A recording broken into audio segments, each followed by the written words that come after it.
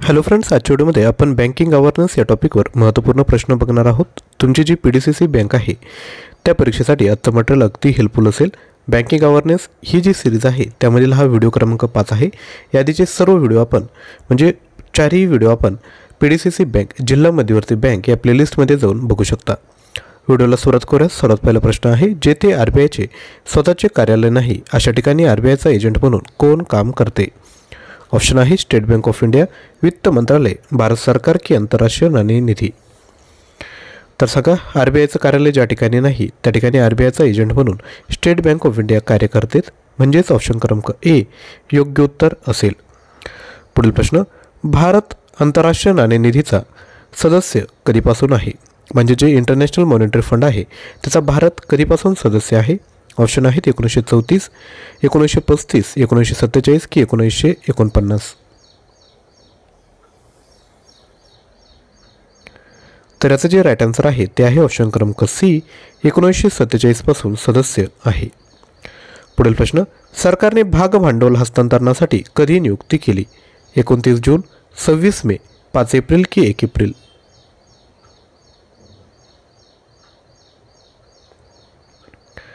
तर सरकारने भाग भांडवल हस्तांतरणासाठी ऑप्शन क्रमांक ए 29 जून रोजी नियुक्ती केली आहे।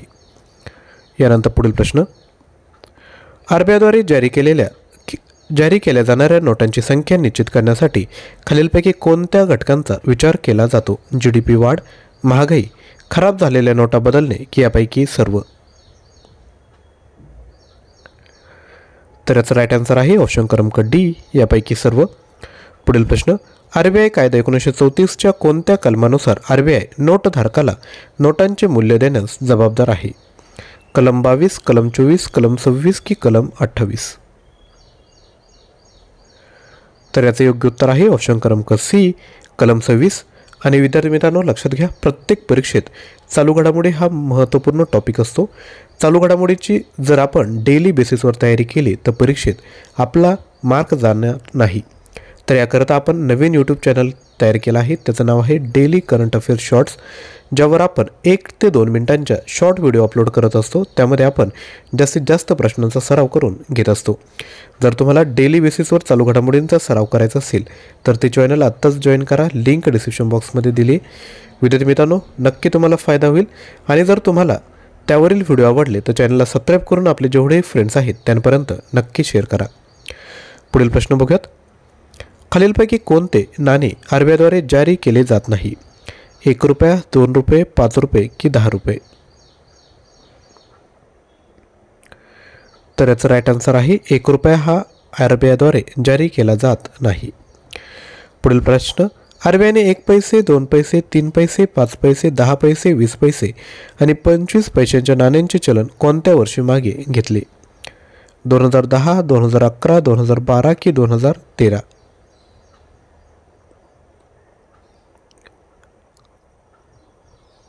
तर याचा राईट आन्सर आहे 2011 मध्ये।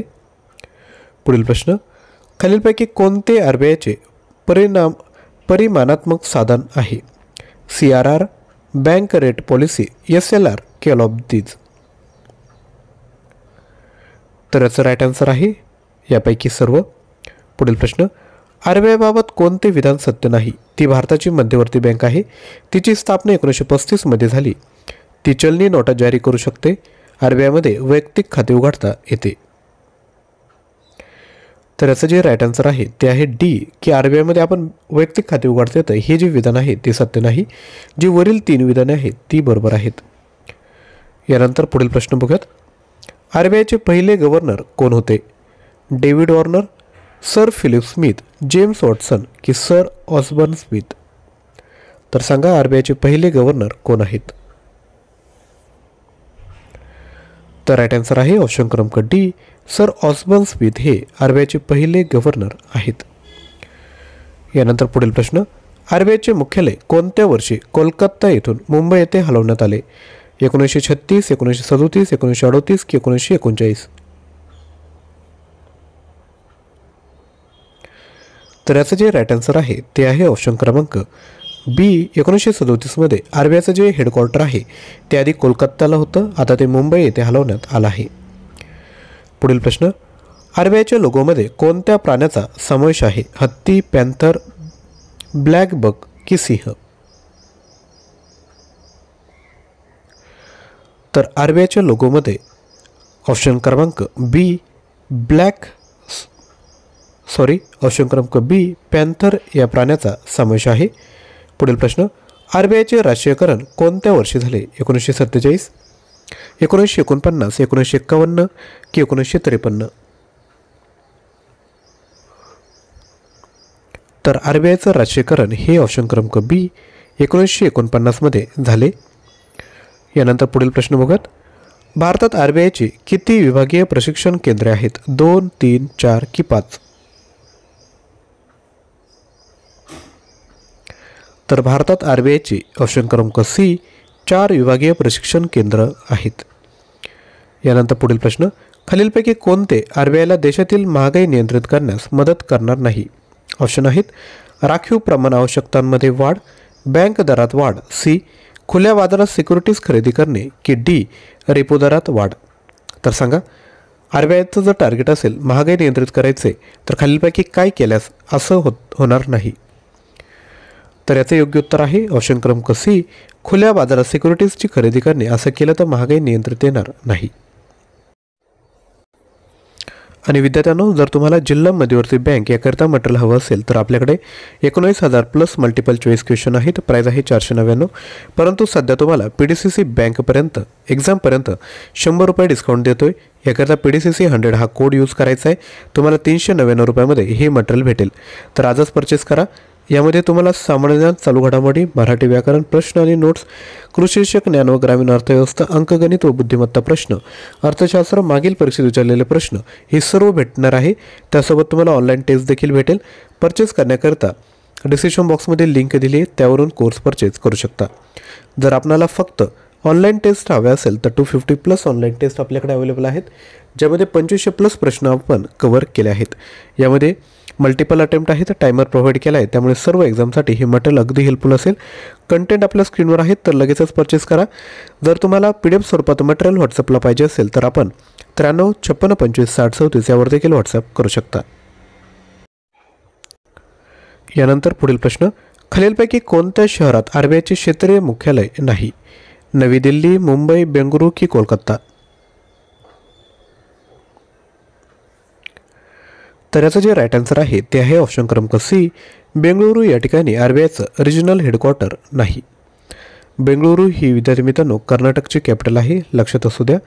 मुंबई ही महाराष्ट्राची आहे, नवी दिल्ली ही भारताची आणि कोलकाता ही पश्चिम बंगालची कॅपिटल आहे. पुढील प्रश्न, आरबीआयच्या खालीलपैकी कोणत्या गव्हर्नरने भारताचे अर्थमंत्री म्हणूनही काम केले आहे? ऑप्शन आहेत प्रणव मुखर्जी, अमिताभ घोष, सर बेनिगल रामा राव की डॉक्टर मनमोहन सिंह? तर याचं जे राईट आन्सर आहे ते आहे ऑप्शन क्रमांक डी डॉक्टर मनमोहन सिंह यांनी गव्हर्नर म्हणून देखील काम केले. पुढील प्रश्न, सरकारने SBIचे धारण केलेले संपूर्ण शेअर कोणत्या मार्गदर्शक तत्वानुसार घेतले? ऑप्शन आहे securities mission, SEBI, national stock exchange of India की फायनान्शियल रेग्युलेशन? तर याचं योग्य उत्तर आहे ऑप्शन क्रमांक बी सेबी. आणि सेबीचा फुल फॉर्म आपल्याला खाली कमेंट करायचं आहे. सेबीचा फुल फॉर्म काय असेल? पुढील प्रश्न, रिझर्व्ह बँकेबद्दल खालीलपैकी कोणती विधाने सत्य नाहीत? ऑप्शन ए, आरबीआय ही चलन जारी करणारी बँक आहे. आरबीआय सरकारची बँकर म्हणून काम करते. आरबीआयला बँकांची बँक म्हणून ओळखले जाते की डी आरबीआय पतपुरवठ्याचे नियमन करत नाही? तर याचं योग्य उत्तर काय आहे? तर ते आहे ऑप्शन क्रमांक डी आरबीआय पतपुरवठ्याचे नियमन करत नाही. यानंतर पुढील प्रश्न, खालीलपैकी कोणते आरबीआयचे कार्य नाही? ऑप्शन ए, सर्व व्यावसायिक बँकांची रोख राखीव ठेवणे आणि त्यांना आर्थिक सोयी उपलब्ध करून देणे. बी, सरकारच्या सर्व बँकिंग कामकाजाची जबाबदारी स्वीकारणे. सी, भारताच्या मॅक्रो अर्थव्यवस्थेशी संबंधित डेटाच्या सांख्यिकी विश्लेषणाची जबाबदारी स्वीकारणे. डी, थेट किंवा अप्रत्यक्षपणे सर्व वाजवी मागण्या पूर्ण करण्याची जबाबदारी स्वीकारणे. तर सांगा खालीलपैकी कोणतं आरबीआयचं कार्य नाही? तर याचा राईट आन्सर आहे ऑप्शन क्रमांक सी, भारताच्या मॅक्रो अर्थव्यवस्थेशी संबंधित डेटाच्या सांख्यिकी विश्लेषणाची जबाबदारी स्वीकारणे. पुढील प्रश्न, आरबीआयचे पहिले गव्हर्नर कोण होते? कुलदीप पाठक, डॉक्टर राजवर्धन शर्मा, मुकुंद खन्ना की सी डी देशमुख? तर आरबीआयचे भारतीय गव्हर्नर कोण होते? राईट आन्सर आहे सर सी डी देशमुख. पुढील प्रश्न, आरबीआय कोणाला वेज अँड मीन्स ॲडव्हान्सेस प्रदान करते? ऑप्शन आहेत केंद्र सरकार, राज्य सरकार, व्यावसायिक बँका की यापैकी सर्व? योग्य उत्तर आहे राज्य सरकार. यानंतर पुढील प्रश्न, खालीलपैकी कोणते विधान चुकीचे आहे? आरबीआय ही चलन जारी करणारी बँक आहे. आरबीआय सरकारची बँकर म्हणून काम करते. आरबीआयला बँकांची बँक म्हणून ओळखले जाते. डी, आरबीआय पतपुरवठ्याचे नियमन करत नाही. तर खालीलपैकी कोणतं विधान चुकीचं आहे? तर याचा राईट आन्सर आहे ऑप्शन क्रमांक डी, आरबीआय पतपुरवठ्याचे नियमन करत नाही हे जे विधान आहे ते चुकीचं आहे. पुढील प्रश्न, रिझर्व्ह बँक ऑफ इंडियाची स्थापना कधी झाली? 1 एप्रिल 1935, 12 जुलै 1982, 26 मे 2006 की 30 सप्टेंबर 2005? तर या प्रश्नाचं उत्तर आपण खाली कमेंट करायचं आहे. तर उत्तर सांगून देतो, वेळ कमी. तर राईट आन्सर आहे 1 एप्रिल 1935ला रिझर्व्ह बँक ऑफ इंडियाची स्थापना झाली आहे. तसेच विद्यार्थी मित्रांनो, जिल्हा मध्यवर्ती बँक याकरिता जर मटेरियल हवं असेल तर लगेचच व्हॉट्सअप करा किंवा खाली जी लिंक दिली आहे त्यावरून ॲप्लिकेशन डाउनलोड करायचं, PDCC 100 कोड यूज करायचा आणि 399 रुपयामध्ये लगेचच मटेरियल घेऊन टाकायचं. तसेच 250+ ऑनलाईन टेस्ट आहेत त्या देखील आपण घेऊ शकता. प्राईज आहे 249. याची व्हॅलिडिटी 1 वर्षाची आहे. तोपर्यंत जेवढे एक्झाम येतील त्याकरता तुम्ही हे मटेरियल यूज करू शकता. मल्टिपल अटेम्प्ट असणारे टायमर प्रोव्हाइड केला आहे. बाकी सर्व एक्झामसाठी नक्की उपयुक्त असेल. व्हिडिओ आवडला असेल तर लाईक, शेअर, चॅनलला सबस्क्राईब करा. खाली व्हॉट्सअपचा ग्रुप आणि टेलिग्राम चॅनल दिलं आहे त्याला देखील आपण जॉईन करू शकता. तसंच डेली करंट अफेअर्स शॉर्ट्स हा जो आपलं यूट्यूब चॅनल आहे त्याला देखील लगेच जॉईन करा, ज्यावर आपण डेली चालू घडामोडींची प्रॅक्टिस करत असतो. तर आजच्या व्हिडिओमध्ये या ठिकाणी थांबतो आहोत. थँक्यू.